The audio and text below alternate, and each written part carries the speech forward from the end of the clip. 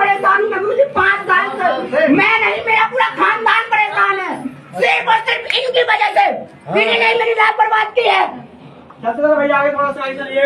इसीलिए तुमसे इतना प्रेम किया था मैंने, इसीलिए तुमसे मैंने बचपन से ही तुमको ही पूजा, हर चीज किया तुमको मैंने, और आज मुझे ये दिन देखना पड़ रहा है।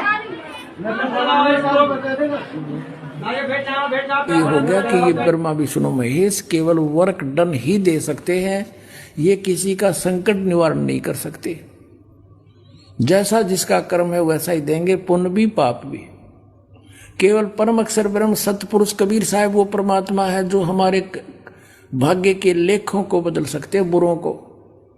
123 पृष्ठ पे ये 3रा स्कंद, यहाँ पर भगवान विष्णु अपनी माता दुर्गा की महिमा स्तुति कर रहे हैं। तुम शुद्ध स्वरूपा हो, यह सारा संसार तुम्ही से उद्भासित हो रहा है। मैं ब्रह्मा और शंकर हम सभी तुम्हारी कृपा से विद्यमान है। हमारा आविर्भाव जन्म, आविर्भाव माने जन्म, तिरोभाव माने मृत्यु हुआ करता है।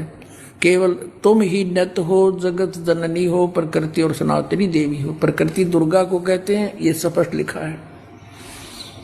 भगवान शंकर बोले, देवी यदि महाभाग विष्णु तुम्ही से प्रकट हुए हैं, उनके बाद उत्पन्न होने वाले ब्रह्मा भी तुम्हारी बालक हुए, फिर तमोगुणी लीला करने वाला शंकर क्या मैं तुम्हारी संतान नहीं हुआ?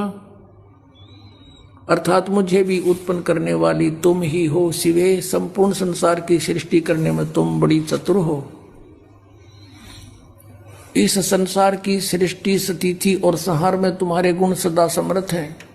उन्हीं तीनों गुणों से उत्पन्न हम ब्रह्मा विष्णु एवं शंकर नियमानुसार कार्य में तत्पर रहते हैं। अब आप जी ने ये पवित्र श्री देवी भागवत देखा, यानी देवी पुराण में 5 कंसेप्ट क्लियर हो गए। ब्रह्मा विष्णु महेश की जन्म मृत्यु होती है, ये अविनाशी नहीं है। इनकी माता दुर्गा है, दुर्गा को प्रकृति भी कहते हैं। 3 तो ये हो गए। चौथा ये है कि रजगुण ब्रह्मा, सतगुण विष्णु, तमगुण शिव जी हैं। और 5वां ये हो गया कि ये ब्रह्मा विष्णु महेश केवल वर्क डन ही दे सकते हैं, ये किसी का संकट निवारण नहीं कर सकते। जैसा जिसका कर्म है वैसा ही देंगे, पुण्य भी पाप भी। केवल परम अक्षर ब्रह्म सतपुरुष कबीर साहब वो परमात्मा है जो हमारे भाग्य के लेखों को बदल सकते हैं, बुरों को।